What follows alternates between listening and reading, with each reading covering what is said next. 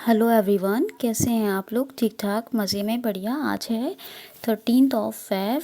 दोस्तों, आज मैं आप लोगों को एक एग्ज़ामिनेशन पेपर ने इसकी रिकॉर्डिंग करवाई है एक्चुअली, तो मैं आपको भेज रही हूँ। ठीक है, ये ज़्यादा बड़ा नहीं है, 24 क्वेश्चन का पेपर है, बहुत बड़ा नहीं है।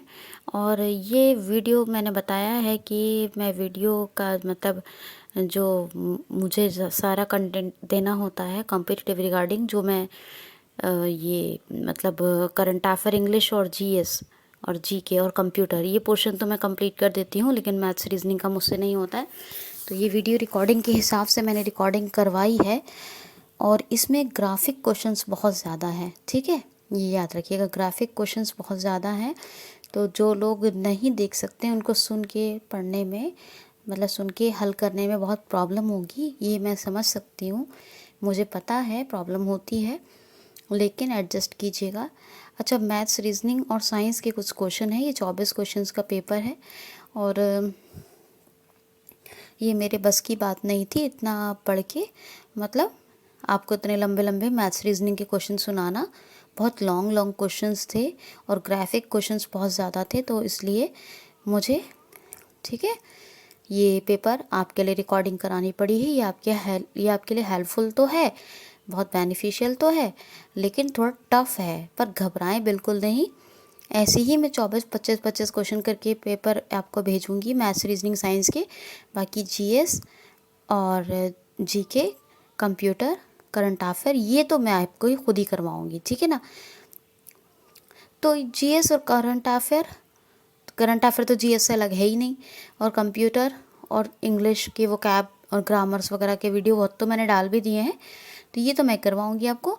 बाकी आपको मैथ्स रीजनिंग और जो उसके लिए साइंस भी मैं करवाऊंगी आपको।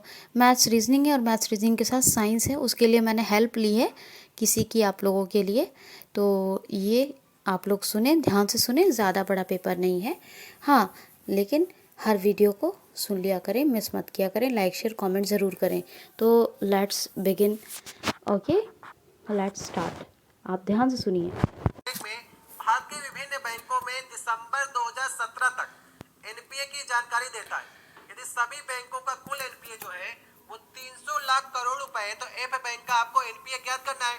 देखिए, एनपीए का फुल फॉर्म होता है नॉन परफॉर्मिंग एसेट्स। जब आप बैंकिंग पढ़ेंगे तो वहां पर आपको एनपीए पढ़ाया जाएगा। यहाँ पर आप लोग सवाल लगाने का प्रयास कीजिए।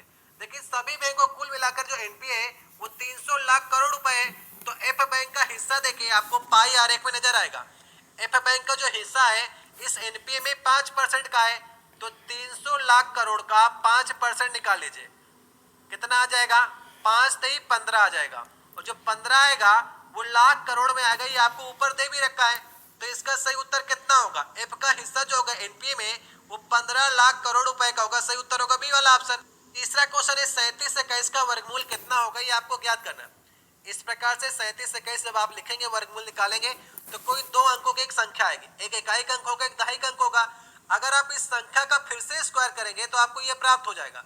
तो आप ये देखिए, किसी संख्या का भी स्क्वायर करते हैं तो एक लास्ट में प्राप्त हो रहा है, तो वो संख्या क्या हो सकती है? या तो उस संख्या के इकाई अंक पर एक होगा, क्योंकि स्क्वायर करने पर आपको एक मिलेगा, या तो उस संख्या के इकाई अंक पर ना हो सकता है, तो इसको स्क्वायर करने पर 81 मिलेगा। तो आप इन ऑप्शन में देख सकते हैं कि आपको एक भी दे रखा है, 9 भी दे रखा है। तो आप कैसे डिसाइड करेंगे कि एक होगा लास्ट में कि ना होगा? इसके लिए आप 37 का इस्तेमाल कीजिए। 37 जो है किसके वर्ग के करीब है? तो 6 36 होता है, तो ये 36 के वर्ग के करीब है, इसलिए दहाई अंक जो होगा वो 6 होगा। लेकिन इकाई अंक आपको डिसाइड करने के लिए एक होगा कि ना होगा, इसके लिए आप क्या कर सकते हैं? देखिए, 6 36 जो है वो 6 के स्क्वायर के करीब है, तो 6 लिख लीजिए और 6 से एक बढ़ा दीजिए, 7 लिख दीजिए, इन दोनों का मल्टीप्लाई करिए, 42 आ जाएगा। और 42 यहाँ पर देखिए 37 जो है वो 42 से छोटा है। यहाँ पर देखिए 37 जो है 42 से छोटा है, इसलिए आप छोटे वाले इकाई अंक को लेंगे। आपको 1 और 9 में से चूज करना होगा, तो आप इकाई वाले अंक में छोटा वाला अंक लेंगे, क्योंकि 37 जो हमारा अंक है वो 42 से छोटा है। अगर 42 से बड़ा होता तो हम लोग 9 को लेते हैं, इसलिए जो वर्गमूल निकलेगा वो निकलेगा 61। इसका सही उत्तर होगा तीसरा वाला ऑप्शन। ये ट्रिक है, वैसे आप जो बचपन में पढ़ते रहेंगे 37 21 का निकालने के लिए आप दो दो का जोड़ा निकाल करके ऐसे भी आप निकाल सकते थे, लेकिन इस ट्रिक के माध्यम से आप आसानी से निकाल पाएंगे। अभी एक सवाल और आएगा तो आपको तेजी से बताने का प्रयास करेंगे कि आपको इकाई के ऊपर एक लेना है कि 9 लेना है। अगर देखिए 37 जो है वो 42 से छोटा पड़ जाए तो आप एक को ले लीजिए, अगर 42 से बड़ा यहाँ पर आ जाए तो आप दूसरा बड़ा वाले अंक को चूज करेंगे। ये ट्रिक होती है। सही ऑप्शन होगा तीसरा वाला ऑप्शन। चौथा क्वेश्चन है, जसवीर सिंह किस खेल से संबंधित है? देखिए 2017 में इन्हें अर्जुन अवार्ड मिला था और जसवीर सिंह को नवाब के नाम से भी जाना जाता है, तो किस खेल से संबंधित है?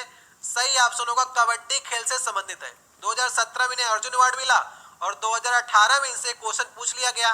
पांचवा क्वेश्चन है, जून 2018 में पूरे देश में किसने ग्राहक संरक्षण के मुख्य विषय के रूप में वित्तीय साक्षरता सप्ताह को शुरू किया?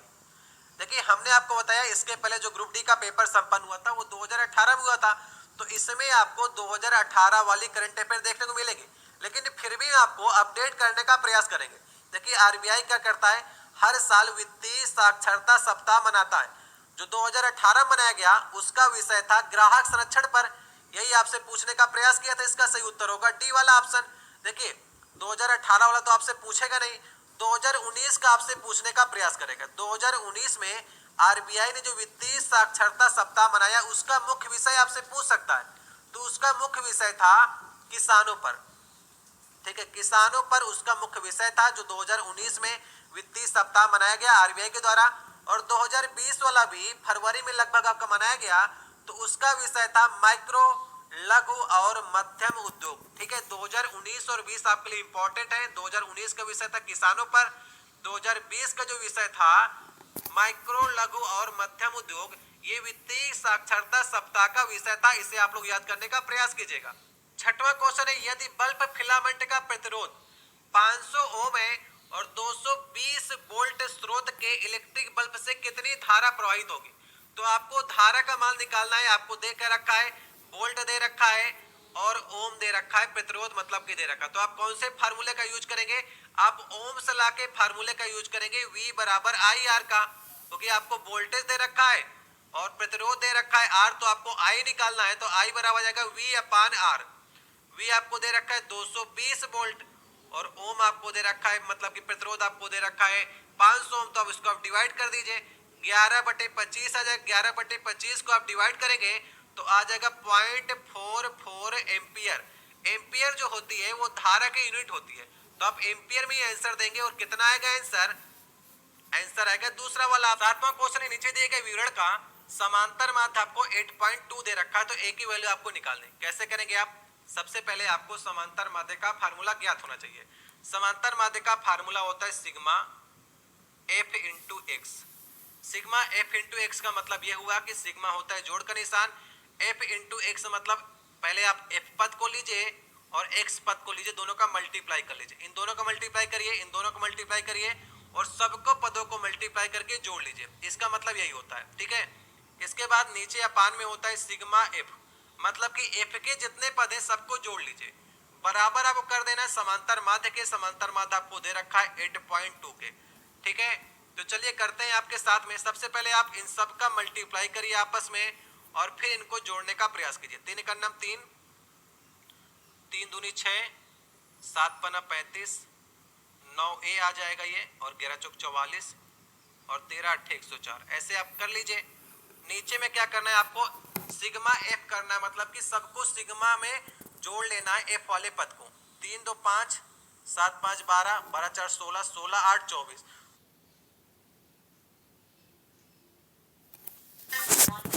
24 प्लस ए तो जुड़ेगा नहीं, तो 24 प्लस ए रख लीजिए।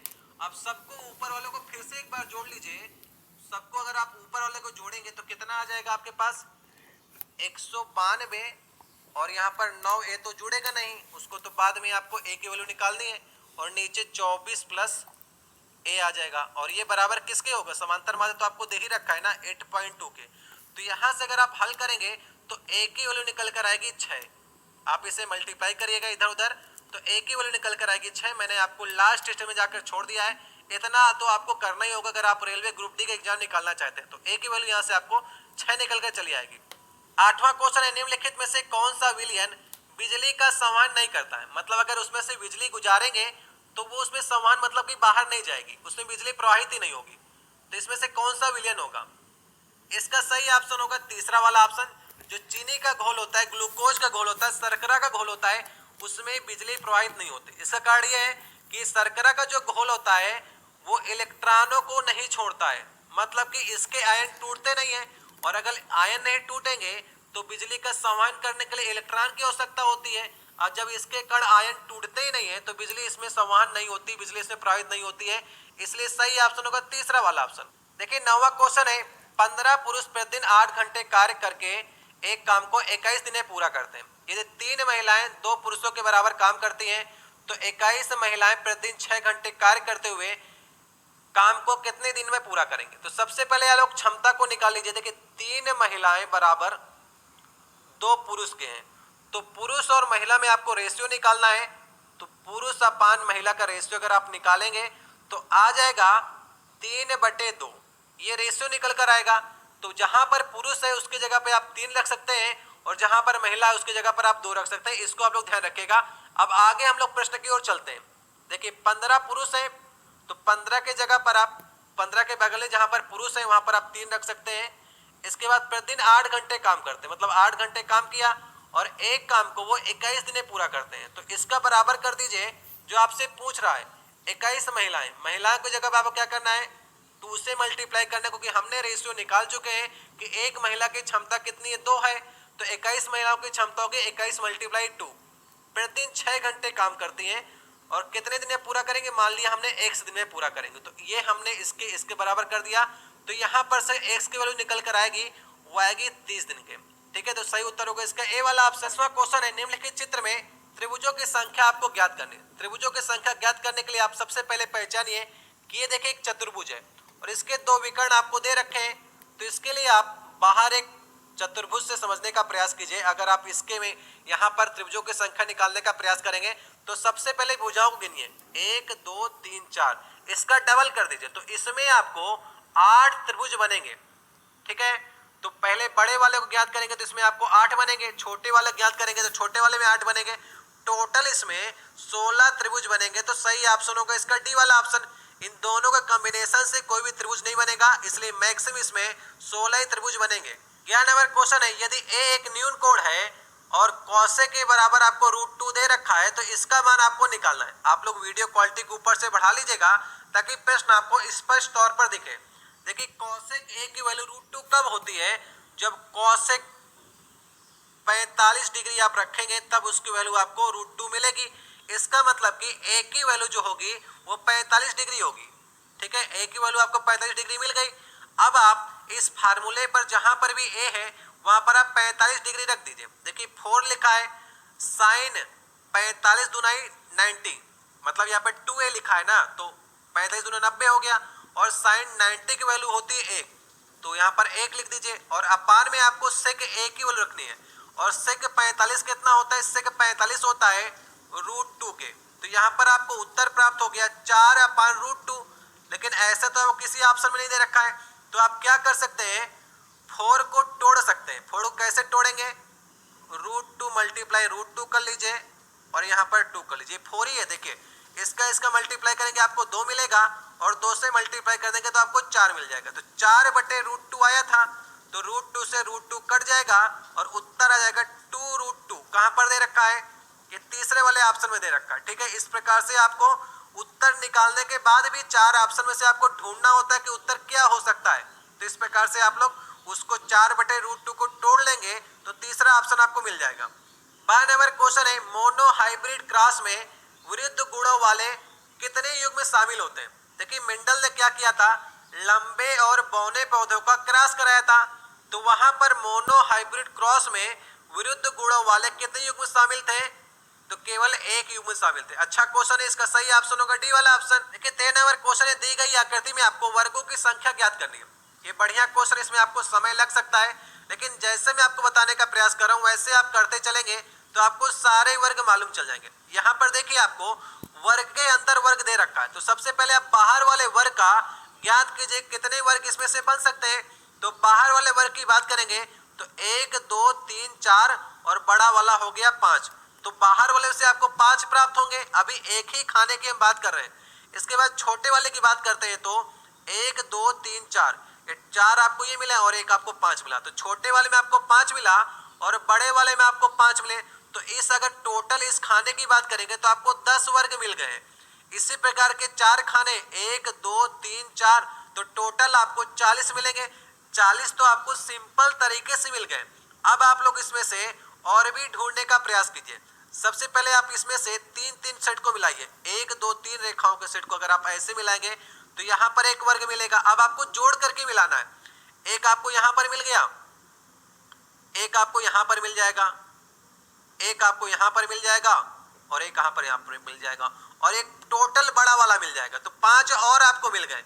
40 पहले आपने निकाले थे और 5 आपको फिर मिल गए, 45 हो गए। अभी और आपको मिलेंगे, उसके लिए आपको 2 के खाने को मिलाना होगा। एक तो आपको ये मिलेगा, एक आपको 2 ये मिलेंगे, 3 और 4 मिला। अभी एक और मिलेगा, ये बीच वाले को ले लीजिए, ये 5। तो आपको 45 में पहले गिना चुका था और 5 और हो गए, तो टोटल मिला करके 50 मैक्सिमम इसमें जो है वो वर्ग बनेंगे। देखिए सबसे पहले आप जितने सिंपल तरीके से निकाल सकते हैं 40 तो आपको आराम से मिल जाएंगे। इसके बाद आपको कंबाइन वाले वर्गों को देखना है। इससे आपको टोटल 50 वर्गों की संख्या मिलेगी। इस आकृति को आप याद कर लीजिएगा। डायरेक्ट क्वेश्चन आपसे यही आकृति आ जाएगी, फिर बार बार आप लोग मत गिनिएगा, 50 सही करके चले आएगा। इसलिए पुराने पेपर लगाए जाते हैं कि कुछ क्वेश्चन जो है आने वाले एग्जाम के लिए आपको सरल हो जाए और आप डायरेक्ट याद करने का प्रयास करें। मैंने आपको बता दिया है, अब आप इसे याद भी कर सकते हैं। 14 नंबर क्वेश्चन है a square plus b square बराबर c स्क्वायर के हैं, जो 3 पूर्णांक है a b c एक पाइथागोरियन त्रिक है। यदि पाइथागोरियन त्रिक का अधिकतम नंबर जो है वो 37 है तो इसका न्यूनतम नंबर आपको ज्ञात करना है।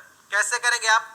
देखिए आपको अगर इस सवाल को जल्दी लगाना है तो आप इसमें से क्या कर सकते हैं, आप 10 से 15 पाइथागोरियन ट्रिक को याद करने का प्रयास कीजिए। कुछ तो आपको याद ही होंगे, कुछ मैं आपको याद कराने का प्रयास कर रहा हूँ। देखिए पहली जो होती है वो 3 4 5 होती है। अगर आप 3 और 4 का स्क्वायर करके जोड़ेंगे तो आपको 5 का स्क्वायर प्राप्त होगा। समकोण त्रिभुज में आप पाइथागोरियन ट्रिक का इस्तेमाल करते हैं। तो पहले ही आपको याद है, एक होती है इसके नेक्स्ट वाली 5 12 13, ये भी आपको याद होगी। नेक्स्ट वाली होती है 7 24 25। इसमें से आप कुछ पाइथागोरियन ट्रिक को याद कर लीजिएगा। आप इस प्रकार से याद कर लेंगे तो ये सब सवाल आपके लिए इजी लगेंगे। तो यहाँ पर देखिए 7 24 25। नेक्स्ट वाली जो होती है 8 15 17 होती है। एक और भी आप लोग याद करते चलिएगा, 8 15 17 होती है और 12 35 37। 12 35 37 भी एक पाइथागोरियन ट्रिक होती है। इसमें देखिए अधिकतम मान जो है 37 है, तो इसका न्यूनतम मान कितना होगा? 12 होगा। तो यहाँ पर अधिकतम मान इस ट्रिक का जो था वो 37 था और न्यूनतम मान कितना होगा? 12 होगा। इसलिए सही उत्तर इसका कौन सा उत्तर होगा? डी वाला ऑप्शन सही ऑप्शन होगा। ये ट्रिक कौन सी बनी? 12 35 7। ये ट्रिक आपकी बनी है तो अधिकतम मान 37 है, तो इसका न्यूनतम मान जो होगा 12 होगा। चाहे तो आप 12 का स्क्वायर प्लस 35 का स्क्वायर बराबर जोड़ेंगे तो 37 का स्क्वायर आपको प्राप्त होगा। ऐसी और भी ढेर सारी ट्रिकें हैं, अगर याद करना चाहेंगे तो आप कमेंट बॉक्स में आपको लिख दूंगा। इनको आप याद करके एग्जाम में चले जाएगा, आपको डायरेक्ट उत्तर इसका प्राप्त हो जाएगा। देखिए 15 नंबर क्वेश्चन है, चूने की सफेदी के दौरान कैल्शियम हाइड्रोक्साइड हवा में किससे क्रिया करने के साथ साथ धीरे धीरे अब क्रिया करता है और दीवारों पर कैल्शियम कार्बोनेट की पतली परत बना सकता है। आप जब दीवार की पुताई करते होंगे तो चूने के पानी से आप पुताई करते हैं, जिसे हम लोग कहते हैं कैल्शियम हाइड्रोक्साइड। जब पुताई करते हैं तो आपको उस समय चमक नहीं नजर आती होगी, आपको 2-3 दिन बाद चमक नजर आती होगी। तो एक कैल्शियम हाइड्रोक्साइड क्या करता है? कार्बन डाइऑक्साइड के साथ में क्रिया कर लेता है। जब carbon dioxide Double tap to activate. Double tap and hold to long press. तो ये कैल्शियम कार्बोनेट बना लेता है और पानी को धीरे धीरे जो पानी होता है वो उड़ जाता है। तो कैल्शियम कार्बोनेट जो होता है ये क्या काम करता है? चमक देने का काम करता है। तो इसका सही ऑप्शन होगा कैल्शियम हाइड्रोक्साइड जो है किसके साथ में क्रिया करता है तब आपके घर में चमक आती है पुताई करने के बाद? तो कार्बन डाइऑक्साइड के साथ में क्रिया करता है तो पानी उड़ जाता है और कैल्शियम कार्बोनेट की दीवार में परत आपकी जम जाती है जो कि चमकती रहती है। सही ऑप्शन होगा डी वाला ऑप्शन। देखिए 16 नंबर क्वेश्चन है, जिसके कारण ब्रह्मांड में प्रत्येक निकाय हर दूसरे निकाय को आकर्षित करता है, उस बल को क्या कहते हैं आप? उसका सही ऑप्शन क्या हो सकता है? 4 ऑप्शन को ध्यान से पढ़िए। तो उस बल का नाम है गुरुत्वाकर्षण बल। ये गुरुत्वाकर्षण बल ही वो बल है जिससे प्रत्येक निकाय एक दूसरे निकाय के साथ में आकर्षित होता है। तो सही ऑप्शन होगा ए वाला ऑप्शन। देखिए 70 नंबर क्वेश्चन है, दो निकायों के बीच में गुरुत्वीय बल के रूप में निम्नलिखित में से कौन सा कथन सत्य है। इसके पहले वाला क्वेश्चन भी गुरुत्वाकर्षण बल से था और दूसरा भी क्वेश्चन इसके आगे वाला क्वेश्चन भी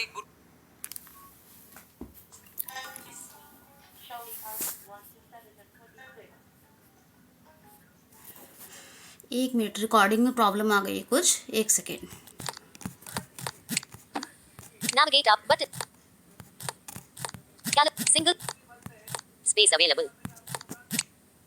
Pause recording button. But इसलिए सही ऑप्शन होगा डी वाला ऑप्शन। देखिए 18 नंबर क्वेश्चन है, एक ध्वनि तरंग जब किसी माध्यम से होकर के गुजरती तो इसमें क्या अपवर्तित रहता है। बहुत ढेर सारी चीजें चेंज हो जाती हैं जब ध्वनि एक माध्यम से दूसरे माध्यम में जाती है, लेकिन इसका कौन सा ऐसा चीज है जो अपवर्तित रहता है, मतलब चेंज नहीं होता है। तो इसका सही ऑप्शन होगा आवृत्ति। कभी भी ध्वनि की चेंज नहीं होती, एक सेकंड में किए गए कंपनों की संख्या को हम लोग आवृत्ति कहते हैं, ये कभी नहीं चेंज होती है। ठीक है, बाकी सब कुछ चेंज हो सकता है, गति, तरंग दैर्ध्य, आयाम चेंज हो सकता है, लेकिन आवृत्ति कभी भी ध्वनि की चेंज नहीं होती है।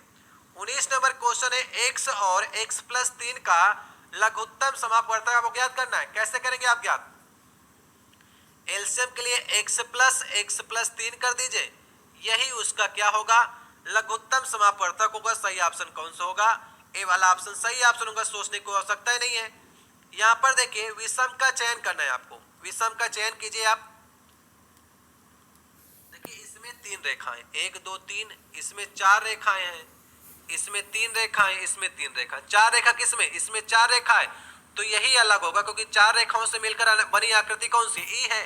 बाकी 3 रेखाओं से मिलकर बन रही है, तो इसलिए 3 तो एक ही प्रकार से हो गए, ई वाला अलग हो गया। चलिए 21 नंबर क्वेश्चन है, इसको ध्यान से पढ़िए। नजीब और पियाली की आयु में 4 वर्षों का अंतर है। अगर 4 वर्षों का अंतर है तो ये हमेशा अंतर 4 वर्षों का रहेगा, चाहे बूढ़े हो जाएंगे, मर जाएंगे, तब भी 4 वर्षों का अंतर तो रहेगा ही रहेगा। जब उन्होंने 36 साल पहले एक दूसरे से शादी की थी, तब नजीब की आयु का 5 गुना पियाली की आयु के 6 गुने के बराबर था, तो उसकी वर्तमान आयु का योग आपको ज्ञात करना है। चलिए प्रयास कीजिए आप लोग एक बार। देखिए आप लोग मान लीजिए कि नजीब की आयु कितनी है, 1 है, तो पियाली की आयु में 4 वर्ष का अंतर है, तो पियाली कितनी की होगी, 100-4 की होगी, क्योंकि 4 वर्ष का अंतर है नजीब और पियाली की आयु में। तो नजीब को हमने 100 मान लिया, पियाली को 100-4 आपको मानना ही पड़ेगा। अब क्या कह रहा है कि 36 वर्ष पहले नजीब कितने साल का रहा होगा, 100-36 का। ठीक है, आगे देखते हैं क्या कह रहा है।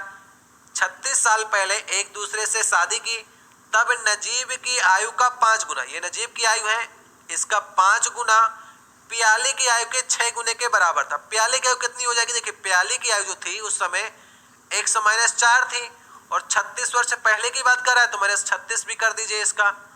और इसका क्या कह रहा है, पियाली की आयु का 6 गुना इसके बराबर था, इसका 5 गुना इसके 6 गुने के बराबर था। मैंने समीकरण बना दिया है, इससे आप x की वैल्यू निकालेंगे, x की वैल्यू आ जाएगी 60। तो x की वैल्यू जो आ गई वो x की वैल्यू नजीब की आयु थी, तो नजीब की आयु आ गई 60 वर्ष, और पियाली की उम्र से 4 साल कम थी, तो पियाली कितनी की होगी, 56 वर्ष की। तो इन दोनों की आपको जोड़ना था, जोड़ना मत भूलिएगा, 116 आएगा। सही उत्तर आ जाएगा इसका बी वाला ऑप्शन। बढ़िया सवाल था, थोड़ा सा आप लोग घुमाने का प्रयास किया था, फिर भी आप इसे सिंपल तरीके से कर सकते थे। 22 नंबर क्वेश्चन है, इसमें से कौन सा लोकतांत्रिक देश नहीं है, जहां पर लोगों का शासन द्वारा चुनी गई सत्ता नहीं रहती है, ऐसा देश कौन सा है? इसका सही ऑप्शन होगा चीन। चीन एक साम्यवादी देश है, वहां पर लोकतंत्र नहीं है। ठीक है, सही ऑप्शन होगा ए वाला ऑप्शन। 23 नंबर क्वेश्चन है, एक पाइप एक टंकी को दूसरे पाइप से 6 गुना तेज से भर सकता है। यदि दोनों पाइप एक टंकी को 22 मिनट भर देते हैं तो 23 से भरने वाला पाइप टंकी को कितने समय भरेगा? देखिए एक बात आप लोग ध्यान रखिएगा, जिसकी इफिशियंसी ज्यादा होगी, जिसकी क्षमता ज्यादा होगी, वो कम समय में किसी भी काम को करेगा। तो इफिशियंसी जो होती है वो विद्युत क्रमानुपाती संबंध होती है डेज से या फिर समय से, ये बात आप लोग ध्यान रखिएगा। तो E1 D1 बराबर हो जाएगा, यहाँ पर से एक फार्मूला निकल कर चला आएगा, E1 D1 बराबर E2 D2। यहाँ पर E क्या है, इफिशियंसी है, और D क्या है, डे है। तो यहाँ पर आप देखिए कि दोनों पाइप एक टंकी को 22 मिनट भर देते हैं, एक की क्षमता है एक, तो दूसरे की क्षमता उससे 6 गुनी है। तो अगर दोनों पाइप एक साथ खोलेंगे तो क्षमताएं दोनों की जुड़ जाएंगी।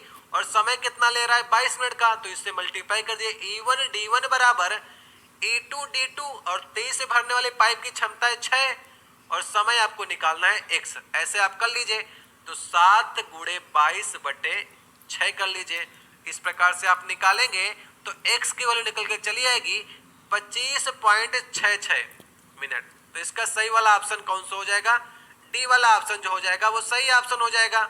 देखिए 24 नंबर क्वेश्चन है, निम्नलिखित में से कौन सा विकल्प आरबीसी के बारे में सत्य नहीं है? आरबीसी मतलब आपकी रेड सेल्स जो होती है उनके बारे में सत्य कौन सा नहीं है? ठीक है, चारों को पढ़िए और गलत उत्तर का चयन कीजिए। इसका सही उत्तर होगा तीसरा वाला ऑप्शन जो है वही इसके भारत में गलत लिखा गया।